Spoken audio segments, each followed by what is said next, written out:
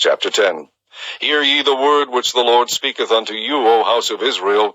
Thus saith the Lord, learn not the way of the heathen, and be not dismayed at the signs of heaven, for the heathen are dismayed at them. For the customs of the people are vain. For one cutteth a tree out of the forest, the work of the hands of the workman with the axe. They deck it with silver and with gold, they fasten it with nails and with hammers, that it move not. They are upright as the palm tree, but speak not. They must needs be born, because they cannot go. Be not afraid of them, for they cannot do evil, neither also is it in them to do good. Forasmuch as there is none like unto thee, O Lord, thou art great, and thy name is great in... Shalom, shalom, shalom. All praises to the Most High. Yahweh, Bahashem, Yahweh Shai.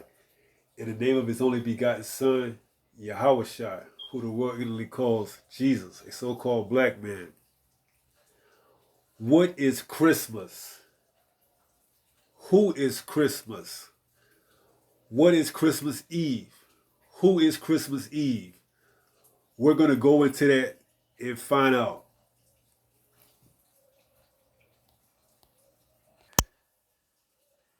Nimrod, the Lord of Christmas. The 25th December marked the birthday of Nimrod, not Jesus. Tammuz, often confused as baby Jesus, was born of two pagan gods, Nimrod, a sun god, and the moon goddess in ancient Babylon, the queen of heaven, mother and child. And we're going to go see some pictures of mother and child because they're called by different names in different cultures. So give me a second. We're going to get to that. Mother and child worship were common pagan practices during this time, and so Tammuz and the Queen of Heaven are still worshipped today in many religions under many different names. For example, in Roman Catholicism, the statue of the Virgin Mary is actually not Mary, but the Queen of Heaven. And the so-called baby Jesus in a manger is actually Tammuz. So you see, you're not worshiping who you think you worshiping. You worshiping deities. You worshiping pagans. Other gods that you knew not. Israel. So you think you worshiping Jesus, which his real name is Yahweh Shai, and his virgin mother Mary. That's not true. You're worshiping Tammuz and the mother heaven. The mother, what does it say? The queen of heaven. And let's go get a few pictures of those two and see just who they are in other cultures as well. You got semiramis. And here you go.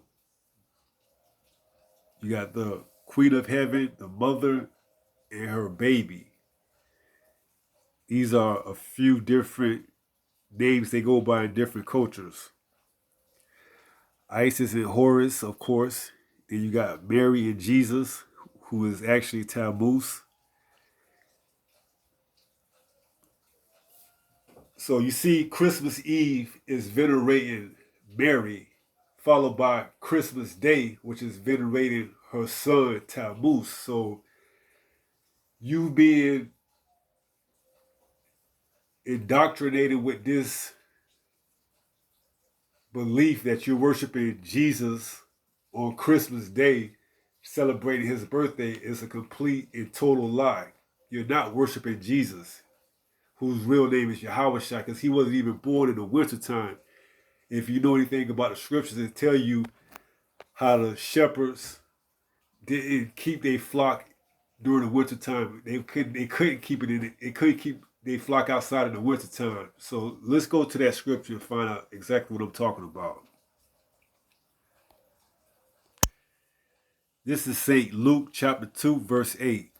And there were in the same country shepherds abiding in the field, keeping watch over their flock by night. So if it was if it was in the wintertime, like they tell you that Jesus was born in, the shepherds wouldn't be outside in the field at night, keeping watch over their sheep. It's just too cold in the month of December that they saying that Jesus is so-called born in, which is not, his name isn't Jesus, Yahushua, but Jesus wasn't born in the month of December. It was Tammuz. So let's go back to those images. So this is the Father, the Mother, and the Son. This is their Holy Trinity. Nimrod, Tammuz, and Semiramis. Osiris, Horus, and Isis. Which you're going to come to find out that Isis was killed by his brother Set, and Osiris was killed by his brother Set, and Isis brought him back to life to have birth to give to Tammuz, who she married. Name is Nimrod. Now, well, let's just go get that account. And this is the Osiris myth. Osiris myth is the most elaborated and influential story in ancient Egyptian mythology. It concerns the murder of the god Osiris, a primeval king of Egypt, and its consequences. Osiris' murderer, his brother Set, usurps his throne. Meanwhile, Osiris' wife Isis restores her husband's body, allowing him to posthumusously conceive their son Horus. The remainder of the story focuses on Horus, the product of the union of Isis and Osiris, and that's where you get your Christmas Eve and your Christmas. Those are the two who you're worshiping. Who is at first a vulnerable child protected by his mother, and then becomes Set's rival for the throne. Their often violent conflicts ends with Horus' triumph, which restores Ma'at to Egypt after Set's unrighteous reign and completes the process of Osiris' resurrection.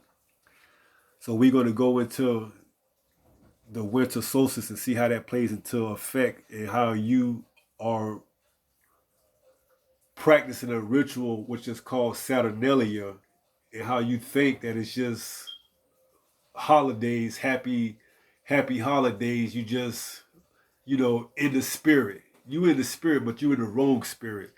So we're going to go get that, and we're going to continue on with the lesson.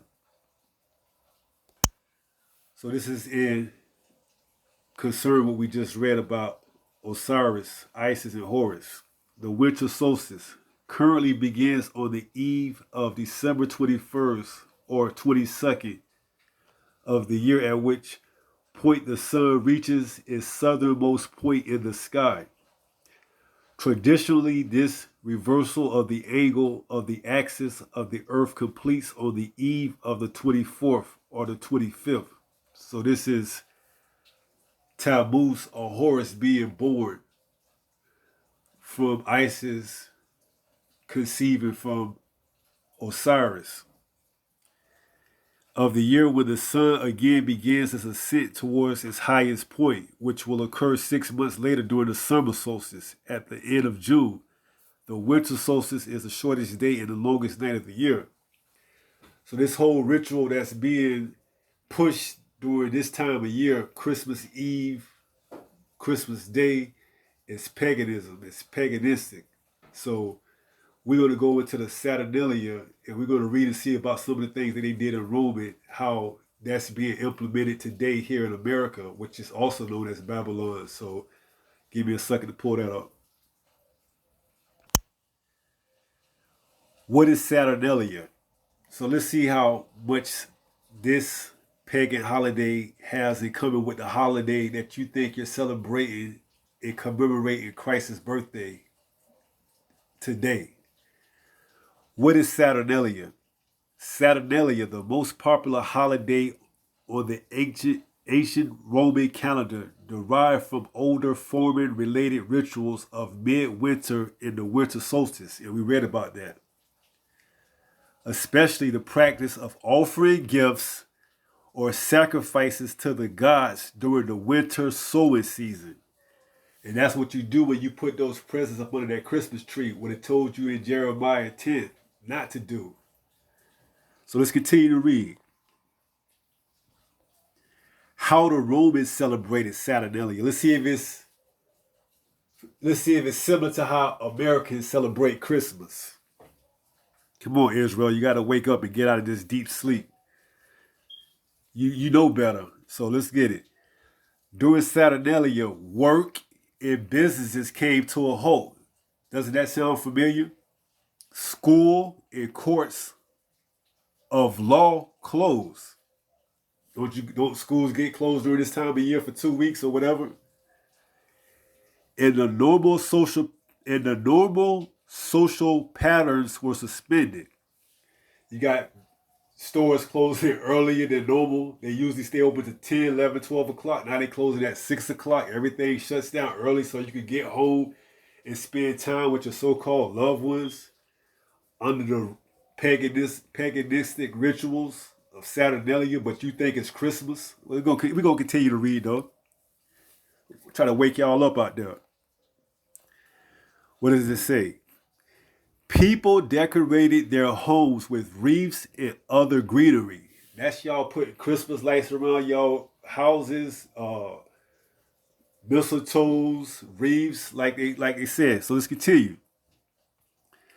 People decorated their homes with wreaths and other greenery and shed their traditional togas in favor of colorful clothes known as syntheses, ugly Christmas sweaters.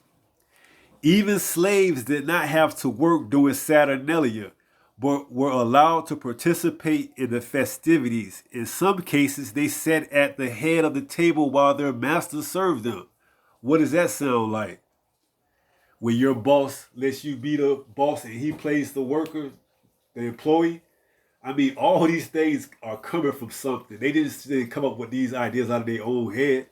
These are all rituals that you are participating in and venerating other deities. You're not worshiping the true power, Yahweh, and His only begotten Son, Yahushua. You're worshiping other deities, and He told you not to. And this is why we're in the condition that we are in right now, because we continue to sin willfully and we know better. So let's continue to read. Even slaves did not have to work during Saturnalia, but were allowed to participate in the festivities. In some cases, they sat at the head of the table while their masters served them. Instead of working, Romans spent Saturnalia gambling, singing, that's your Christmas carols, playing music, that's your gospel music that they play around this time of year in your churches and stuff like that, trying to get you in the holiday spirit, whatnot.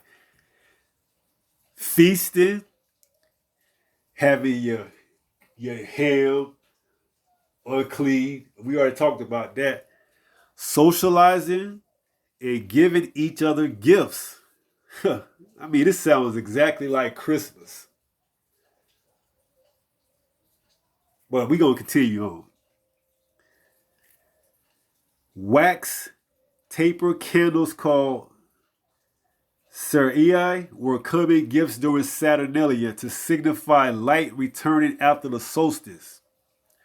On the last day of Saturnalia, celebrations known as the Sigillia, many Romans gave their friends and loved ones small terracotta figurines known as Signaria, which may have referred back to older celebrations involving human sacrifices.